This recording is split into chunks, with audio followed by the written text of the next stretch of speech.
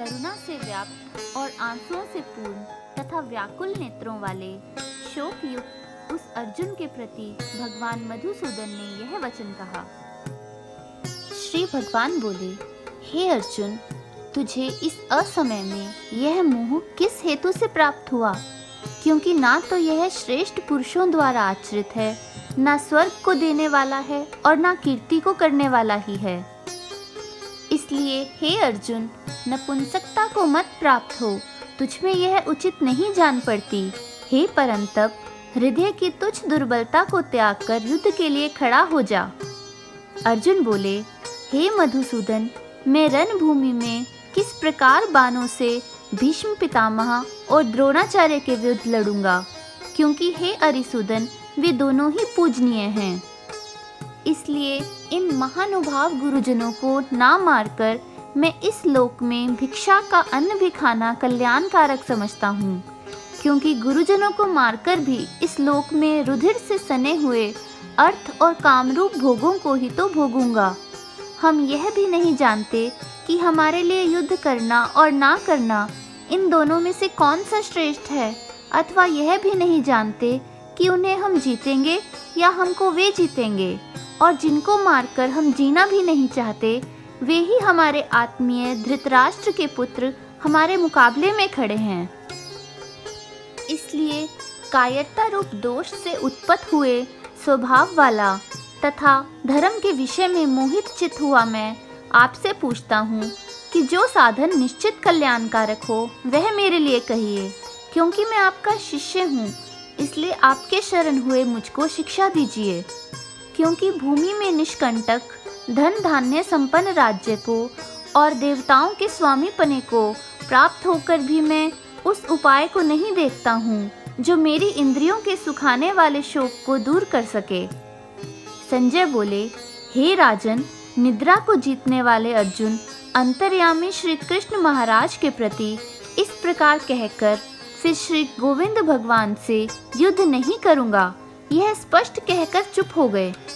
हे भरतवंशी धृतराष्ट्र, अंतर्यामी श्री कृष्ण महाराज उन दोनों सेनाओं के बीच में शोक करते हुए उस अर्जुन को हंसते हुए से यह वचन बोले। श्री भगवान बोले, हे अर्जुन, तू न शोक करने योग्य मनुष्यों के लिए शोक करता है और पंडितों के ऐसे वचनों को कहता है, परंतु जिनके प्राण चले गए हैं उनके लिए और जिनके प्राण नहीं गए हैं उनके लिए भी पंडित जन शोक नहीं करते। ना तो ऐसा ही है कि मैं किसी काल में नहीं था, तू नहीं था, अथवा ये राजा लोग नहीं थे, और ना ऐसा ही है कि इससे आगे हम सब नहीं रहेंगे। जैसे जीवात्मा की इस देह में बालकपन, जवानी और वृद्धावस्था होती है, वैसे ही अन्य शरीर की प्राप्ति होती है। उस विषय में धीर पुरुष मोहित नहीं होता। हे कुंती पुत्र, सर्दी गर्मी और सुख दुख को देने वाले इंद्रिय और विषयों के संयोग तो उत्पत्ति विनाशशील हैं और अनित्य हैं। इसलिए हे भारत, उनको तो सहन कर, क्योंकि हे पुरुष श्रेष्ठ, दुख सुख को समान समझने वाले जिस धीर पुरुष को ये इंद्रिय और विषयों के संयोग व्याकुल नहीं करते, वह मोक्ष के योग्य होता है। असत वस्तु की तो सत्ता नहीं है और सत्य का अभाव नहीं है। इस प्रकार इन दोनों का ही तत्वज्ञानी पुरुषों द्वारा देखा गया है। नाश रहित तो तू उसको जान जिससे यह संपूर्ण जगत दृश्य वर्ग व्याप्त है। इस अविनाशी का विनाश करने में कोई भी समर्थ नहीं है। इस नाश रहित अप्रमेय नित्य स्वरूप जीवात्मा के ये सब शरीर नाशवान कहे गए हैं। इसलिए हे भरतवंशी अर्जुन, तू युद्ध कर। जो इस आत्मा को मारने वाला समझता है तथा जो इसको मरा मानता है, वे दोनों ही नहीं जानते, क्योंकि यह आत्मा वास्तव में ना तो किसी को मारता है और ना किसी के द्वारा मारा जाता है। यह आत्मा किसी काल में भी ना तो जन्मता है और ना मरता ही है, तथा ना यह उत्पन्न होकर फिर होने वाला ही है, क्योंकि यह अजन्मा, नित्य, सनातन और पुरातन है। शरीर के मारे जाने पर भी यह नहीं मारा जाता। हे पृथापुत्र अर्जुन, जो पुरुष इस आत्मा को नाश रहित, नित्य, अजन्मा और अव्यय जानता है, वह पुरुष कैसे किसको मरवाता है और कैसे किसको मारता है। जैसे मनुष्य पुराने वस्त्रों को त्याग कर दूसरे नए वस्त्रों को ग्रहण करता है, वैसे ही जीवात्मा पुराने शरीरों को त्याग कर दूसरे नए शरीरों को प्राप्त होता है। इस आत्मा को शस्त्र नहीं काट सकते, इसको आग नहीं जला सकती, इसको जल नहीं गला सकता और वायु नहीं सुखा सकता, क्योंकि यह आत्मा अच्छेद्य है। यह आत्मा अदाह्य, अक्लेद्य और निसंदेह अशोष्य है तथा यह आत्मा नित्य, सर्वव्यापी, अचल, स्थिर रहने वाला और सनातन है। यह आत्मा अव्यक्त है, यह आत्मा अचिंत्य है और यह आत्मा विकार रहित कहा जाता है। इससे हे अर्जुन, इस आत्मा को उपयुक्त प्रकार से जानकर तू शोक करने को योग्य नहीं है, अर्थात तुझे शोक करना उचित नहीं है। किंतु यदि तू इस आत्मा को सदा जन्मने वाला तथा सदा मरने वाला मानता हो, तो भी हे महाबाहो, तू इस प्रकार शोक करने को योग्य नहीं है, क्योंकि इस मान्यता के अनुसार जन्मे हुए की मृत्यु निश्चित है और मरे हुए का जन्म निश्चित है। इससे भी इस बिना उपाय वाले विषय में तू शोक करने को योग्य नहीं है। हे अर्जुन, संपूर्ण प्राणी जन्म से पहले अप्रकट थे और मरने के बाद भी अप्रकट हो जाने वाले हैं, केवल बीच में ही प्रकट हैं। फिर ऐसी स्थिति में क्या शोक करना है? कोई एक महापुरुष ही इस आत्मा को आश्चर्य की भांति देखता है और वैसे ही दूसरा कोई महापुरुष ही इसके तत्व का आश्चर्य की भांति वर्णन करता है तथा दूसरा कोई अधिकारी पुरुष ही इसे आश्चर्य की भांति सुनता है और कोई कोई तो सुनकर भी इसको नहीं जानता। हे अर्जुन, यह आत्मा सबके शरीरों में सदा ही अवध्य है। इस कारण संपूर्ण प्राणियों के लिए तू शोक करने के योग्य नहीं है तथा अपने धर्म को देखकर भी तू भय करने योग्य नहीं है, अर्थात तुझे भय नहीं करना चाहिए, क्योंकि क्षत्रिय के लिए धर्मयुक्त युद्ध से बढ़कर दूसरा कोई कल्याणकारी कर्तव्य नहीं है। हे पार्थ, अपने आप प्राप्त हुए और खुले हुए स्वर्ग के द्वार रूप इस प्रकार के युद्ध को भाग्यवान क्षत्रिय लोग ही पाते हैं। किंतु यदि तू इस धर्मयुक्त युद्ध को नहीं करेगा तो स्वधर्म और कीर्ति को खोकर पाप को प्राप्त होगा तथा सब लोग तेरी बहुत काल तक रहने वाली अपकीर्ति का भी कथन करेंगे और माननीय पुरुष के लिए अपकीर्ति मरण से भी बढ़कर है। और जिनकी दृष्टि में तू पहले बहुत सम्मानित होकर अब लघुता को प्राप्त होगा, वे महारथी लोग तुझे भय के कारण युद्ध से हटा हुआ मानेंगे। तेरे वैरी लोग तेरे सामर्थ्य की निंदा करते हुए तुझे बहुत से ना कहने योग्य वचन भी कहेंगे। उससे अधिक दुख और क्या होगा?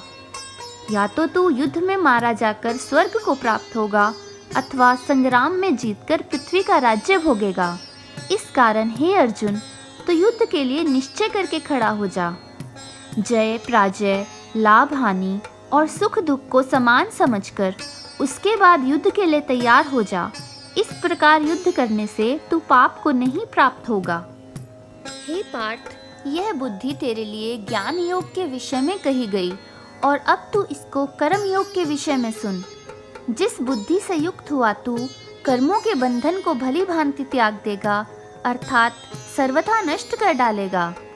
इस कर्म योग में आरंभ का अर्थात बीज का नाश नहीं है और उल्टा फल रूप दोष भी नहीं है, बल्कि इस कर्म योग रूप धर्म का थोड़ा सा भी साधन जन्म मृत्यु रूप महान भय से रक्षा कर लेता है। हे अर्जुन, इस कर्म योग में निश्चय आत्मिका बुद्धि एक ही होती है, किंतु अस्थिर विचार वाले विवेकहीन सकाम मनुष्यों की बुद्धियां निश्चय ही बहुत भेदों वाली और अनंत होती हैं। हे अर्जुन, जो भोगों में तन्मय हो रहे हैं, जो कर्म फल के प्रशंसक वेद वाक्यों में ही प्रीति रखते हैं, जिनकी बुद्धि में स्वर्ग ही परम प्राप्य वस्तु है और जो स्वर्ग से बढ़कर दूसरी कोई वस्तु ही नहीं है, ऐसा कहने वाले हैं, वे अविवेकी जन इस प्रकार की जिस पुष्पित अर्थात दिखाऊ शोभायुक्त वाणी को कहा करते हैं, जो कि जन्म रूप कर्मफल देने वाली एवं भोग तथा ऐश्वर्य की प्राप्ति के लिए नाना प्रकार की बहुत सी क्रियाओं का वर्णन करने वाली है, उस वाणी द्वारा जिनका चित्त हर लिया गया है, जो भोग और ऐश्वर्य में अत्यंत आसक्त हैं, उन पुरुषों की परमात्मा में निश्चय आत्मिका बुद्धि नहीं होती। हे अर्जुन, वेद उपर्युक्त प्रकार से तीनों गुणों के कार्य रूप समस्त भोगों एवं उनके साधनों का प्रतिपादन करने वाले हैं। इसलिए तू उन भोगों एवं उनके साधनों में आसक्तिहीन, हर्ष शोक आदि द्वंद्वों से रहित नित्य वस्तु परमात्मा में स्थित योग क्षेम को ना चाहने वाला और स्वाधीन अंतःकरण वाला हो। सब ओर से परिपूर्ण जलाशय के प्राप्त हो जाने पर छोटे जलाशय में मनुष्य का जितना प्रयोजन रहता है, ब्रह्म को तत्व से जानने वाले ब्राह्मण का समस्त वेदों में उतना ही प्रयोजन रह जाता है। तेरा कर्म करने में ही अधिकार है, उसके फलों में कभी नहीं। इसलिए तू कर्मों के फल का हेतु मत हो तथा तेरी कर्म ना करने में भी आसक्ति ना हो। हे धनंजय, तू आसक्ति को त्याग कर तथा सिद्धि और असिद्धि में समान बुद्धि वाला होकर योग में स्थित हुआ कर्तव्य कर्मों को कर समत्व ही योग कहलाता है। इस समत्व रूप बुद्धि योग से सकाम कर्म अत्यंत ही निम्न श्रेणी का है। इसलिए हे धनंजय, तू समबुद्धि में ही रक्षा का उपाय ढूंढ, अर्थात बुद्धि योग का ही आश्रय ग्रहण कर, क्योंकि फल के हेतु बनने वाले अत्यंत दीन हैं। समबुद्धि युक्त पुरुष पुण्य और पाप दोनों को इसी लोक में त्याग देता है, अर्थात उनसे मुक्त हो जाता है। इससे तू समत्व रूप योग में लग जा। यह समत्व रूप योग ही कर्मों में कुशलता है, अर्थात कर्म बंधन से छूटने का उपाय है। क्योंकि समबुद्धि से युक्त ज्ञानी जन कर्मों से उत्पन्न होने वाले फल को त्याग कर जन्म रूप बंधन से मुक्त हो निर्विकार परम पद को प्राप्त हो जाते हैं। जिस काल में तेरी बुद्धि मोह रूप दलदल को भली भांति पार कर जाएगी, उस समय तो सुने हुए और सुनने में आने वाले इस लोक और परलोक संबंधी सभी भोगों से वैराग्य को प्राप्त हो जाएगा। भांति भांति के वचनों को सुनने से विचलित हुई तेरी बुद्धि जब परमात्मा में अचल और स्थिर ठहर जाएगी, तब तू योग को प्राप्त हो जाएगा, अर्थात तेरा परमात्मा से नित्य संयोग हो जाएगा। अर्जुन बोले, हे केशव, समाधि में स्थित परमात्मा को प्राप्त हुए स्थिर बुद्धि पुरुष का क्या लक्षण है? वह स्थिर बुद्धि पुरुष कैसे बोलता है, कैसे बैठता है और कैसे चलता है? श्री भगवान बोले, हे अर्जुन, जिस काल में यह पुरुष मन में स्थित संपूर्ण कामनाओं को भली भांति त्याग देता है और आत्मा से आत्मा में ही संतुष्ट रहता है, उस काल में वह स्थित प्रज्ञ कहा जाता है। दुखों की प्राप्ति होने पर जिसके मन में उद्वेग नहीं होता, सुखों की प्राप्ति में जो सर्वथा निष्प्रिय है तथा जिसके राग, भय और क्रोध नष्ट हो गए हैं, ऐसा मुनि स्थिर बुद्धि कहा जाता है। जो पुरुष सर्वत्र स्नेह रहित हुआ उस शुभ या अशुभ वस्तु को प्राप्त होकर ना प्रसन्न होता है और ना द्वेष करता है, उसकी बुद्धि स्थिर है। और कछुआ सब ओर से अपने अंगों को जैसे समेट लेता है, वैसे ही जब यह पुरुष इंद्रियों के विषयों से इंद्रियों को सब प्रकार से हटा लेता है, तब उसकी बुद्धि स्थिर है, ऐसा समझना चाहिए। इंद्रियों के द्वारा विषयों को ग्रहण ना करने वाले पुरुष के भी केवल विषय तो निवृत्त हो जाते हैं, परंतु उनमें रहने वाली आसक्ति निवृत्त नहीं होती। इस स्थित प्रज्ञ पुरुष की तो आसक्ति भी परमात्मा का साक्षात्कार करके निवृत्त हो जाती है। हे अर्जुन, आसक्ति का नाश ना होने के कारण ये प्रमथन स्वभाव वाली इंद्रियां यत्न करते हुए बुद्धिमान पुरुष के मन को भी बलात्कार से हर लेती हैं।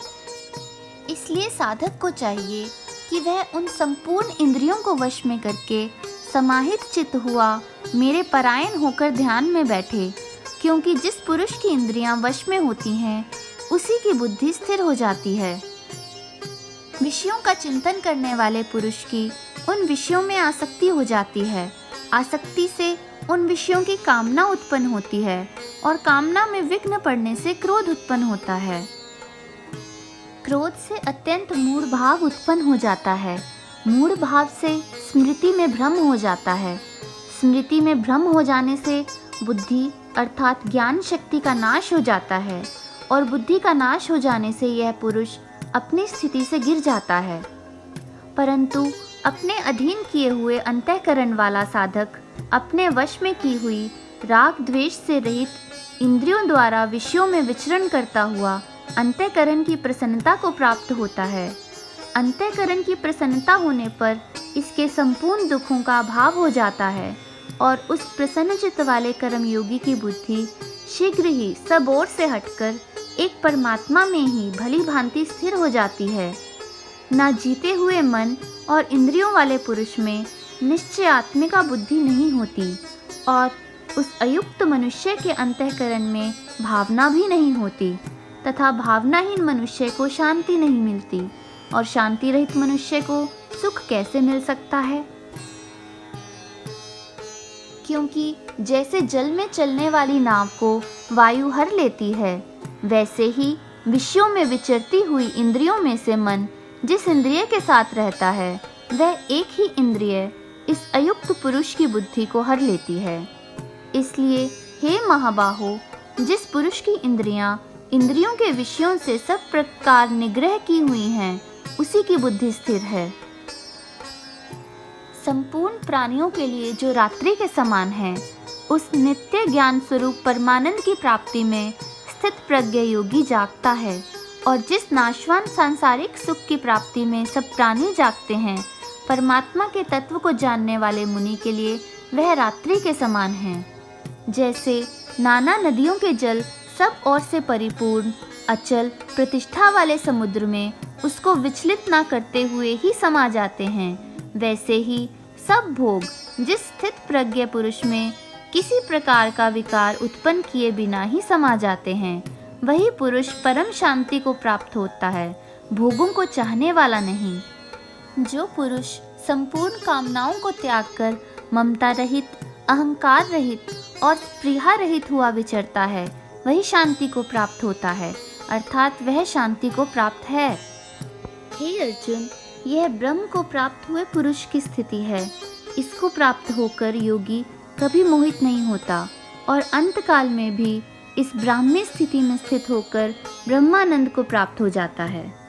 ओम तत्स्थिति श्रीमद् भगवद गीता सूपनिषत्सु ब्रह्म विद्यायां योग शास्त्रे श्री कृष्णार्जुन संवादे सांख्य योगो नाम द्वितीयोऽध्याय।